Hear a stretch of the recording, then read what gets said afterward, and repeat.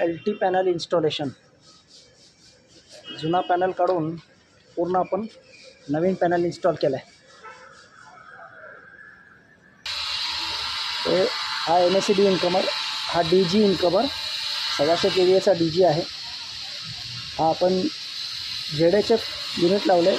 0 harmonic filter, वरती change ओव्हरचा controller आहे C65.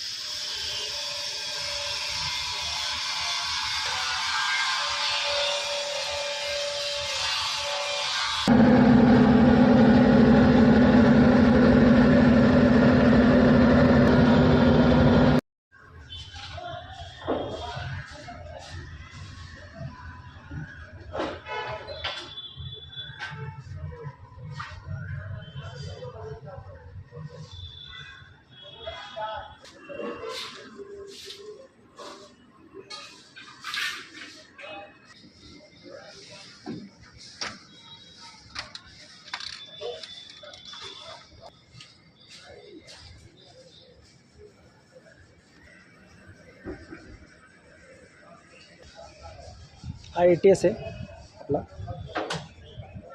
याच्या शेजारी हा जो टायमर लागलेला आहे,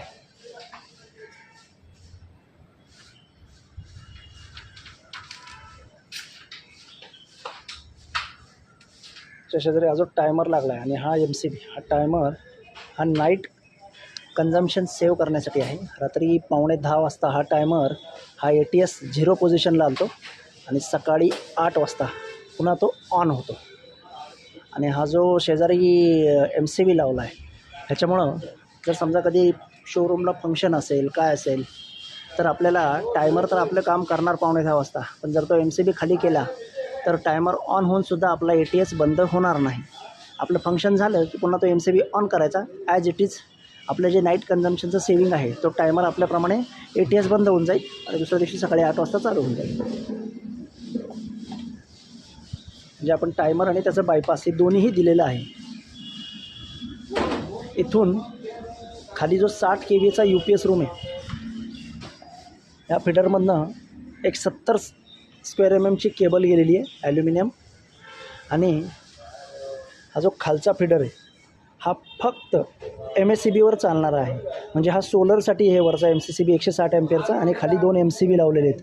ह्या खाली 2 MCB लावलेत, ह्याच्यावरूनच आपण एक 35ची केबल UPSला घेऊन गेलो आहे. म्हणजे एक इथनं हा जो खालचा फिडर आहे सोलरसाठी बनवलेला, हा फक्त MACBवर चालतो, DGवर नाही.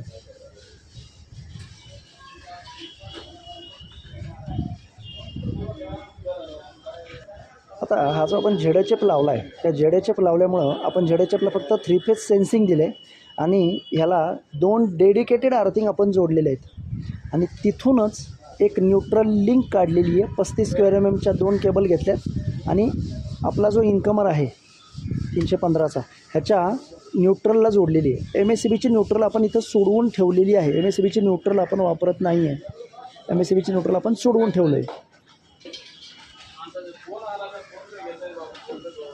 ह्या ZHFमुळं आपला न्यूट्रल आणि अर्थिंग व्होल्टेज हे 0.5 व्होल्टेजच्या खाली जाते आणि आपल्याला थर्ड हार्मोनिक्सपासून ॲटोमॅटिक आपण प्रोटेक्टेड राहतो. थर्ड हार्मोनिक्स आपल्या सिस्टीममध्ये जनरेट होत नाहीत आणि आपला लोडसुद्धा जवळपास बॅलेन्स कंडिशनला राहतो.